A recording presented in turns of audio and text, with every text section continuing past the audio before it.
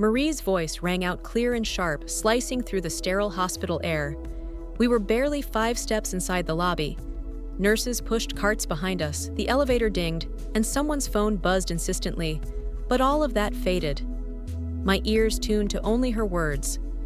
"She wasn't here when Dad collapsed," she added, turning toward the admitting nurse, as if delivering a public announcement. She didn't even answer when I called. I stood there holding the brown paper bag with applesauce granola bars and a vitamin drink I'd driven 30 minutes to bring. The warmth from my car still clung to the bag, even as my fingers froze around it. "That's not true," I said, the words barely escaping my lips. Marie whipped around to face me. Her lips curled, her expression rehearsed. "Really, because you weren't there when the doctor needed permission to operate. You weren't there when they brought him into ICU. I was working," I said louder. "Double shifts. I sent money. I paid for everything."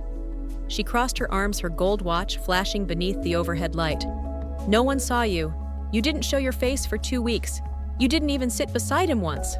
I told the billing department to keep my name off everything I said, trying to stay calm. The last time we argued in front of him, his monitor spiked. I didn't want that again. Marie scoffed. "So what, you were being noble in secret? Come on.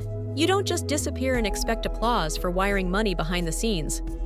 "I didn't disappear," I snapped. "I stayed away because you made every room toxic. But I never stopped helping." She looked past me, toward the curious people watching from the check-in counter. "Sure. That's why Dad asks about you every day with silence." That last part stung, more than I expected. My throat tightened. I felt the heat crawl up my neck, but I swallowed it. "I'm not here to argue," I said, shifting the bag in my hands. "I'm here to bring him what he asked for. And because I care." Marie took a step closer. "Care. You call this care, you buy snacks once in a while and act like you're saving the world.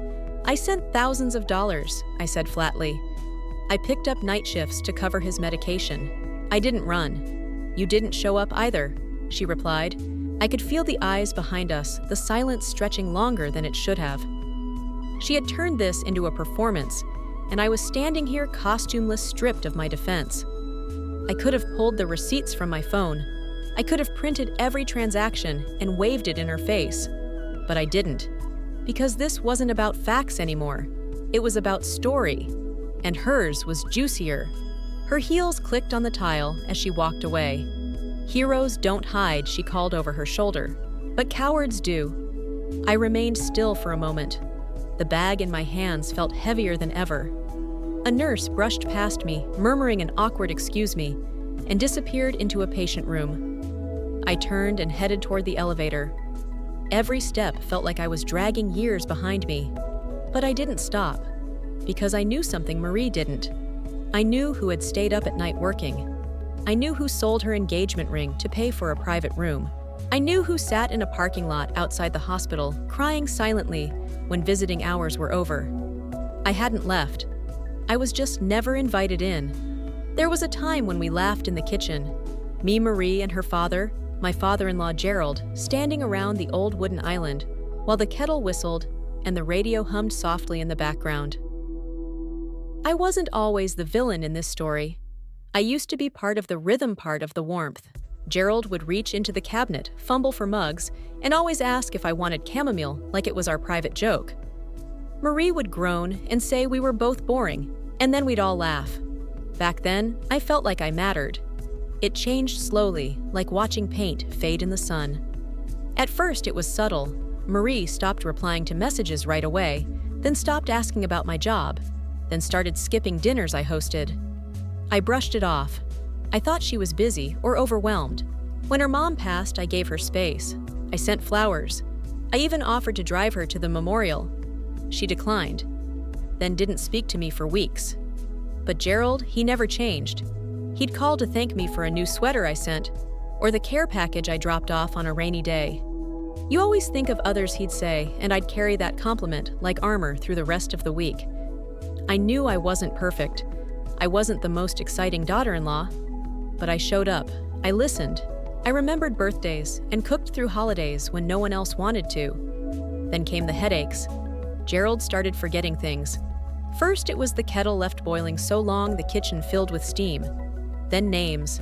Then entire conversations. One morning, Marie called and told me she was taking him to the hospital. "You don't need to come," she said. "It's probably nothing." I asked if she was sure. She said yes. I believed her. 2 days later, I found out he'd been admitted overnight. When I arrived, no one told me where his room was. I had to ask 3 different nurses. When I walked in, Marie was sitting by the window scrolling her phone. Gerald was asleep. She didn't look up. "Oh," she said flatly, "you're here." "I brought his crossword books," I replied. "He hasn't been awake much," she said. "But sure, leave them if you want." That was it. The room felt cold despite the thermostat. I sat for 10 minutes, watching Gerald's chest rise and fall, waiting for some flicker of recognition. It never came. Marie didn't say another word to me. When I stood to leave, she barely nodded. That was the last time I saw him before everything fell apart. I kept calling the hospital. I kept sending food supplies, clean socks. I offered to take a night shift at his bedside. Marie said she had it handled. She always said she had it handled until the moment I stopped asking, and she started telling everyone I'd abandoned them. I should have pushed harder. I should have insisted. But I was afraid. Afraid of more doors half opened. Afraid of hearing, "Oh, you're here one more time." So I helped from the shadows. I told myself it was enough. I told myself family would know the truth, even if I stayed silent. But silence is a dangerous place to live in. It lets other people write the story for you, and Marie was already holding the pen. The distance between me and Marie wasn't built in a single moment. It was laid brick by brick, comments that seemed harmless, glances that lasted a second too long, invitations that never arrived. I used to think I imagined it, but looking back, it was there plain as day. She never shouted. She never insulted me directly. Instead, she used omission like a weapon. A birthday dinner she didn't tell me about. A family group chat where I was quietly removed. A photo of Gerald's last Thanksgiving with everyone but me. When I asked, she'd say, "Oh, I must have forgotten," or "It was just a small thing." But it wasn't small. It was consistent. And over time, it became undeniable. Gerald would always try to soften the edges. "Marie's just tired," he'd say. "You know how she is." And I nodded, even when it hurt, because I didn't want to cause tension. I didn't want him to have to choose. The last holiday we spent together was Gerald's birthday. I'd made his favorite lemon bars from scratch. When I arrived, Marie opened the door, looked down at the tray, and said, "That's sweet. We already have dessert, but maybe we'll use yours next week." I stood there unsure whether to step inside or leave the tray on the porch. I stayed. Gerald hugged me tightly that night, and I held on to that warmth for weeks after. But eventually, the door that had always opened became harder to knock on. Marie stopped answering my calls. When I texted to ask how Gerald was doing, the responses got shorter. Then they stopped altogether. I thought about showing up anyway. I pictured myself bringing groceries or flowers, standing on the front step like I used to. But something in me hesitated. Not out of fear, out of exhaustion. It's tiring to love people who make you prove it over and over again. It's tiring to walk on eggshells in a house that once felt like home. I still sent things, meal deliveries, medical supplies, grocery gift cards, but Marie never acknowledged them. Never once said thank you. Never once confirmed they arrived. One afternoon, I called the hospital directly. I asked if I could speak to someone about Gerald's care. The nurse on the line said, "According to the records, only Marie is listed as the primary contact. She's instructed us not to share updates with anyone else." I froze. That was the moment I realized I'd been locked out officially, deliberately. Marie hadn't just pushed me out emotionally, she'd erased me. I didn't cry that night. I wanted to, but the grief didn't come with tears. It came with silence. I sat in my car with a bag of groceries Gerald would never eat and stared at the dashboard for 20 minutes. I thought about walking into the hospital anyway. I thought about calling Marie and demanding answers. But I knew how that would go. She'd paint me as the disruptor, the one who made things complicated, the one who couldn't let go. And she'd do it calmly, with the same smile she wore at family dinners, because Marie didn't raise her voice. She lowered yours. So I drove home. Quiet. Alone. And in that quiet, something inside me cracked, not loudly, not dramatically, but enough that I felt it every time I breathed. It was a Tuesday morning when I got the call. I was at work halfway through my second shift at the pharmacy when an unfamiliar number flashed across my screen. I almost didn't answer. I was tired running on caffeine and stubbornness. But something told me to pick up. The voice on the other end was calm, professional, and terrifying in its precision. "This is Memorial General. Your father-in-law has been admitted through emergency. His condition is critical. I dropped everything. Didn't ask to leave, didn't clock out. I grabbed my bag and ran. At the hospital, no one stopped me. I gave Gerald's name at the front desk, and they pointed me to the ICU. The elevator ride felt eternal. I stared at my reflection in the metal doors, disheveled hair, name tag still on my shirt, the shadow of panic under my eyes. When I stepped out, I saw Marie first. She stood near the glass doors, arms folded, eyes red. For a moment, I thought maybe we could grieve together. Maybe this would be the crack that softened her. I was wrong. "What are you doing here?" she asked. "No hello, no relief, just accusation." I came as soon as I heard, I said, catching my breath. "They called me." "They weren't supposed to," she muttered. "I told them I'd handle everything." I took a step closer. "How is he?" She looked away. "They're running tests. It's his heart." They don't know if her voice faltered. She composed herself immediately. "But you don't need to be here. You haven't been involved." "I've been sending money," I said. "You know that." Marie's laugh was short, bitter. "Oh, yes. Your precious transfers. You think wiring money from a distance counts as showing up?" "Yes!" I said more firmly than I'd expected. "When no one answers your calls, when you're told not to visit, when you're removed from the emergency contacts without discussion, yes, sending money is showing up." She took a step toward me. "You don't get to play the victim now. You left." "I didn't leave," I snapped. "I was pushed out. There's a difference." For a moment, neither of us spoke. A monitor beeped steadily behind the glass. Gerald lay still, eyes closed, wires trailing from his chest to a machine that breathed for him. The man who once handed me extra lemon bars when Marie wasn't looking, the man who called me his calm, now looked so fragile I barely recognized him. "I want to see him," I said. Marie hesitated. "He's unconscious. I still want to see him." She didn't move. I stepped forward anyway. A nurse opened the door without hesitation and gestured for me to enter. Inside, the air was cool and humming. I took his hand. It was cold, dry, but still his. I leaned in and whispered, "I never left Gerald. I was always here." Marie stood at the doorway, arms crossed, watching like I was stealing something. But in that moment, I didn't care. Let her twist the story however she wanted. I had facts. I had bank statements. I had a heart that didn't vanish when things got hard. She had control of the narrative, but I had the truth. And deep down, some part of me knew the truth would find a way to speak, even if it had to fight to be heard. 3 days after that visit, Gerald passed away in his sleep. The hospital called me early in the morning. Not Marie, not his doctor, me. The nurse said my name was listed as a secondary emergency contact tucked into the file just beneath Marie's. I asked if they were sure. The nurse paused and said, "He asked us to add it himself the last time he was awake. Said you'd want to know?" My voice cracked when I thanked her. That one small gesture, his final act of inclusion, meant more to me than anything Marie had ever said. The funeral was small, just close friends and a handful of family. Marie took the lead on everything. She picked the flowers, the songs, even the readings. She didn't ask for input. I wasn't surprised. I showed up anyway, dressed in dark blue, because Gerald once said black was too harsh for goodbyes. When I entered the chapel, Marie barely acknowledged me. People stared. Whispers buzzed through the pews like flies. I caught phrases she didn't visit. Wasn't she gone for weeks? And I thought she moved away. I didn't correct them, not yet. I sat near the back and waited for the service to begin.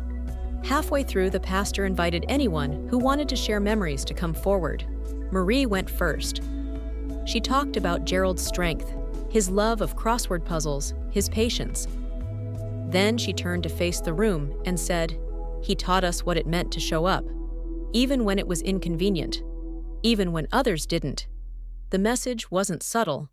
Every pair of eyes turned toward me. I let the silence hang for a beat longer than it needed to. Then I stood. My hands shook slightly as I walked to the front. I looked at the people who had believed the version of the story they were told. People I had cooked for, supported, smiled at during holidays. They avoided my gaze. I cleared my throat. Gerald was many things I said. Kind, fair, quiet but never passive. He loved deeply. He was the kind of man who noticed the little things. I reached into my purse and pulled out a folded envelope.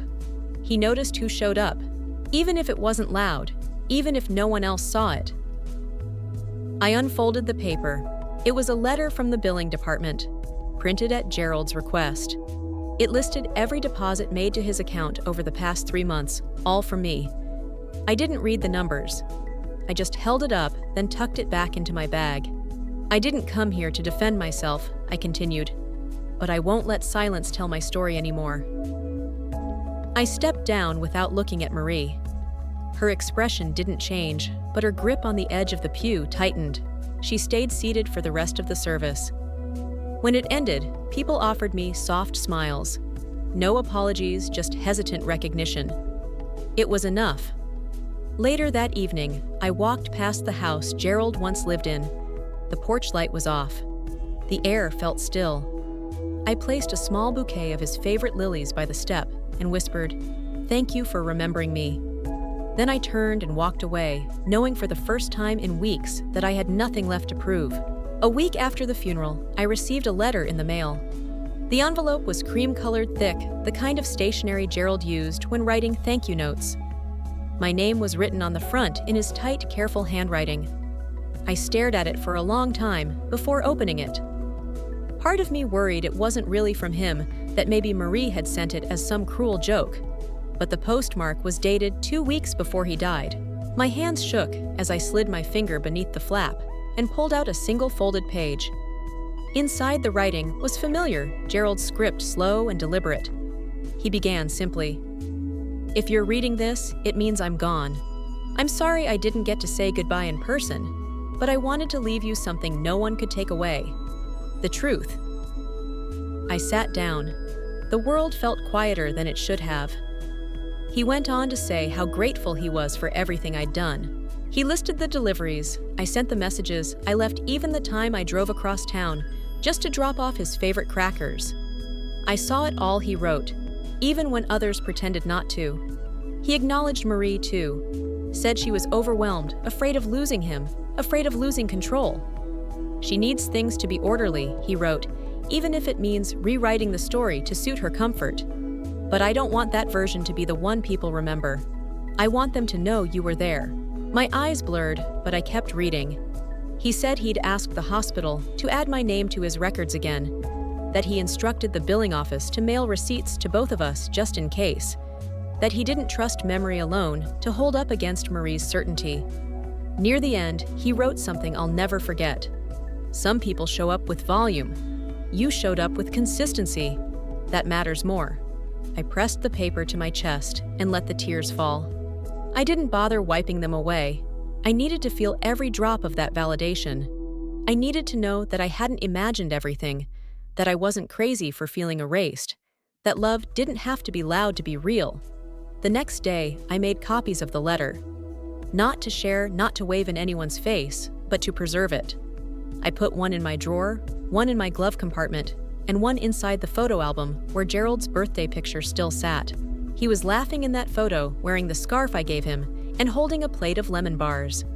Marie was in the corner, arms crossed, eyes already looking somewhere else. I didn't need to confront her. I didn't need to post the letter on social media or call every family member and explain. Gerald had already done it for me. Quietly, clearly, with pen and paper the way he always did when things mattered. I folded the original letter, placed it back in its envelope, and stored it in a box labeled Keep. For the first time in weeks, I slept without waking up in the middle of the night, wondering what else she would say, what lie would spread next. Because no matter what came after, I had the truth in writing. And more importantly, I had Gerald's voice in my hands, telling me I was never invisible to him. After the letter, something shifted in me. Not all at once, grief doesn't allow clean transitions, but gradually, like a weight that slowly stops pressing against your chest. I stopped checking my phone for messages that would never come. I stopped wondering what Marie might say next. I let the silence sit. It didn't feel like punishment anymore. It felt like space. A space to think, to breathe, to begin something that belonged entirely to me. I started with small things. I organized my kitchen. It sounds silly, but it mattered. Gerald used to tease me about my chaotic spice drawer, so I alphabetized everything. I added labels, lined the jars, even replaced the cracked lids. Then I moved to the living room.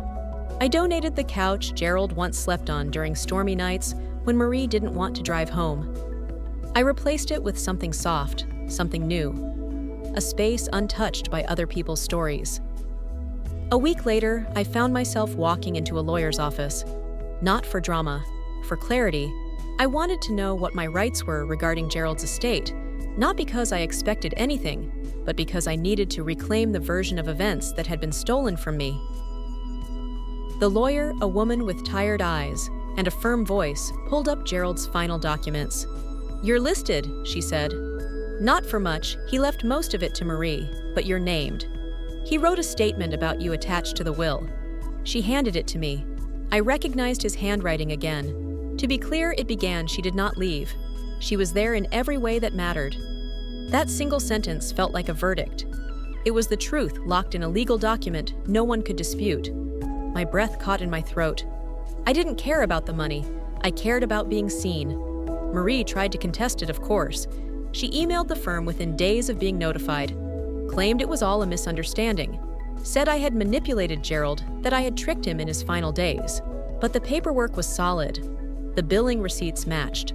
The hospital staff confirmed I had visited, had sent funds, had been involved. This time, she couldn't shout her version into existence. The facts were louder than her fiction. I didn't respond to her directly. There was nothing left to say. Some people live in stories they create to protect themselves. Let her stay there. I chose reality. I chose the version where I worked 2 jobs, where I cried in hospital parking lots, where I stayed when it was easier to walk away. It wasn't glamorous, it wasn't loud, but it was real. That weekend, I made tea in Gerald's old mug and sat by the window, letting the sun stretch across my floor. For the first time, I didn't feel like I was waiting to be accused of something. I didn't feel like I had to defend every action, every absence, every boundary. The guilt wasn't gone, but it was smaller, manageable. The truth had a way of softening even the hardest edges. And in that softening, I started to rebuild, not to prove anything to anyone, but to remember who I was before Marie rewrote me out of the narrative. The moment everything shifted came at a dinner party I hadn't planned to attend. It was a gathering for Gerald's old colleagues, a sort of informal farewell in his honor, hosted by a mutual friend named Daniel. I had been invited out of courtesy. I thought Marie made it clear weeks earlier that she assumed I'd decline. I nearly did. But something in me wanted to be there, not to prove anything, but to occupy the space that used to welcome me without question. The house was warm, filled with the scent of garlic bread and roasted vegetables. People clinked glasses, shared stories, and traded memories. Gerald's name came up in every other sentence. Daniel raised a toast midway through dinner, speaking about his loyalty, his humor, his quiet brilliance. Then he opened the floor for others to share. Marie stood. She was wearing black again, though this time it looked curated, styled. Her tone was soft, her words rehearsed. Dad was the kind of man who loved deeply. He believed in showing up, in keeping promises. She paused for effect, even when others found it inconvenient. No one said anything, but I felt the shift in the air. I recognized the technique, the implication, the dig. I took a sip of water and stayed still. She smiled at the group and sat back down, her eyes grazing mine as she did. The moment was hers, or so she thought. Then Daniel cleared his throat. "Actually," he said slowly, "I want to share something." He pulled out a folded piece of paper from his jacket. "This is a note Gerald gave me a few weeks before he passed. Asked me to hold it just in case." Every conversation stopped. The room silenced itself. Daniel unfolded the paper and began reading. Gerald's words filled the space, calm and deliberate. He thanked Daniel for being a friend. Then he wrote, "If you ever hear people rewriting what happened, please remember this: she didn't leave me. She saved me. Quietly, without fanfare. She paid my bills, brought my meals, and kept my dignity intact. Don't let that be forgotten." A gasp broke the silence. One of Gerald's former colleagues looked at me wide-eyed. Marie didn't speak. Her mouth parted slightly, but nothing came out. Daniel folded the note. "That's all I wanted to say. I didn't move, I didn't gloat, I didn't smirk, but I felt my spine straighten. For months, I'd been defending myself against shadows. Tonight, Gerald had spoken for me. And this time, everyone listened. After the party, people approached me differently, with softness, with understanding. One woman even apologized, admitting she had believed the rumors without asking questions. I didn't hold it against her. That's the power of a repeated lie. It wears the skin of truth if you let it echo long enough. Marie left early. No goodbyes, no eye contact. Just the click of her heels on Daniel's hardwood floor and the sound of a door that didn't close gently. I stayed a while longer. Not because I needed to be seen, but because I no longer feared being invisible. That night, for the first time, the truth wasn't just something I carried. It was something that stood beside me, visible, undeniable, and finally loud enough to be heard. Life didn't change in grand sweeping ways after that night. There were no dramatic confrontations, no final arguments, no headlines. Marie stopped contacting me entirely. The silence that once felt like punishment now resembled peace. She remained tucked inside her version of the story, but the world outside that bubble had changed. The truth had found its way through the cracks she tried to seal. I returned to my quiet routines. Work grocery runs, early morning walks, where I could think without interruption. I joined a support group, not for grief exactly, but for caregivers who had spent so long giving that they forgot how to receive. We shared stories not to compete over wounds, but to remember we weren't alone in being unseen. Some of them cried when I told them about Gerald's note. One woman said, "You didn't just care for him, you carried his legacy." That line stayed with me. I had Gerald's scarf cleaned and folded into a shadow box with a copy of his letter. It hung near my bookshelf next to a photo of him smiling on a park bench, eyes crinkled with joy. I walked past it every day and whispered hello. I didn't cry anymore when I saw it. I smiled, because that smile in the picture had once been mine, and I had earned it. Sometimes the truth doesn't shout. Sometimes it waits patiently for someone to stop listening to the noise long enough to hear it clearly. I realized I didn't need an audience to validate what I knew. I didn't need Marie's approval. I didn't even need apologies. I needed space to reclaim my worth without having to trade it for approval. On a quiet afternoon in spring, I opened my front door to find a small envelope in my mailbox. No return address. Inside was a folded piece of paper, no signature, just a sentence in delicate handwriting. It read, "I believed you even when I couldn't say it out loud." There was no way to know who had written it, but somehow I knew exactly who it came from, and that was enough. I walked back inside, brewed a cup of tea in Gerald's old mug, and sat by the window. The sunlight hit the floor just right, warm and golden, like a quiet blessing. My shoulders softened. My breath steadied. I was done defending. I was done explaining. I had done what love asked of me, even when it cost me comfort. I had stayed, paid, cared, and endured, and that would always be enough. So now I ask you, who in your life has done the quiet work of loving without praise? Who stood in the background when the spotlight turned away? And if you've ever been written out of someone's version of the story, what would it look like to write yourself back in with truth, not rage?